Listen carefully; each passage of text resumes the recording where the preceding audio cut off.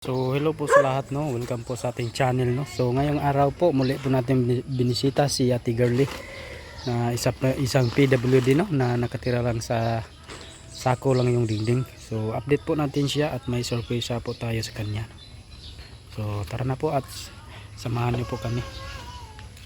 So ayan po, no, nandito na po tayo sa bahay, no, nila. So ito na po yung bagong bahay nila, oh. So sako lang. Oh, kamusta? Okay ra. Maayong buntag dahil diha, no. Magandang araw po sa lahat, no. So, nasan yung asawa mo? Trabaho May trabaho? Asan nagtrabaho? sa Kontihan. Kunsihal dito sa barangay. Dili na sila. Ng balay. Na silang balay, kunsihal. So, ito po si Ate Girly, no. Girly. So, ito po yung na-vlog natin dati, no, na nagkatira lang po sa sako lang yung dingding. So, ito na po sila ngayon, no. So, ayan po, no. So, dahil ka. So, ito po yung mga kuntuan nila dito, no. Kung makikita nyo rin po yan. So, walang masyadong atip yan. At dito lang po sila sa lupa. Magsaing. Dito lang po yung saingan nila sa babaw. So, ayan po, may sorpresa po.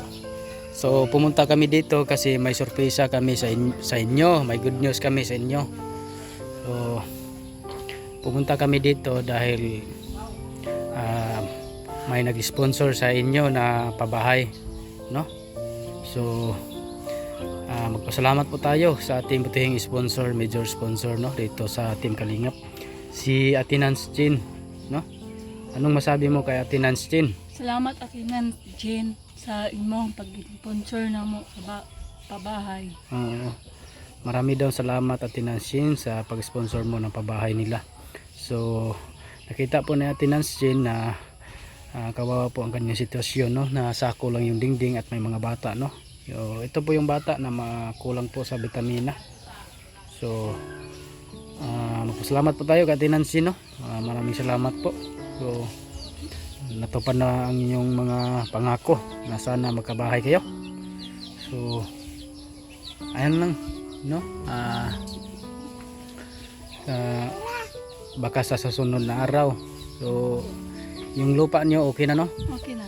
Okay na. Yung lubi paputol na lang. Puputol na lang. Oo, paputol na lang to. Ayun, yung ba naing na lang po yung asawa mo, ha? Sama. Mag-hi ka sa camera. Hi. So ayan po, no, marami pong salamat. Nag-update po kami dito dahil may dala kaming good news. Salamat po sa ating magpasalamat ka kay Mr. G the PWD. Maraming salamat Mr. J sa imong pagtulong sa amin. So hindi po dahil sa kanya wala pong tulong, kung hindi po dahil sa kanya, dahil siya lang po ang nasahan natin dito sa Team Kalingap na Zamboanga del Sur. So maraming salamat po doon Mr. J the PWD sa palaging pagsuporta dito sa Mindanao kahit nasa daet ka na. So at siyempre po salamat po kay Ate Nancy, no, sa walang sawang pagsuporta dito sa ating mga charity vlogs. So ayan po, no, baka sa susunod na araw, no, mabili tayo ng mga materialis. So yung asawa mo, wag mo na lang patrabahuin pag mayroon ng kuan. Kasi dito lang siya magtrabaho. Para may income naman din siya, no, para madaling matapos yung bahay ninyo, no. So ito po yung nanay ni Ate Girly, no. So interviewin po natin siya, no, kung anong masabi niya.